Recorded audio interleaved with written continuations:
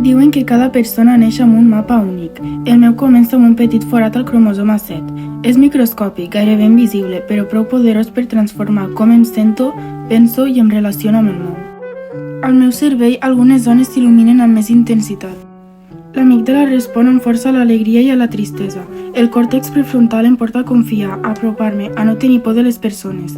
I el lòbul parietal fa que les formes, els mapes i els espais es converteixin en reptes immensos. La música és la meva brúixola neurològica. Quan les paraules fallen, les notes parlen. Una melodia em calma. Una cançó fa que el món encaixi. Entre la ciència i el que sento, entre gens, cervell i emoció, el síndrome de Williams no és només una condició. Soc un mapa diferent, a mi a cada racó i una manera única, sensible i profundament humana de mirar el món.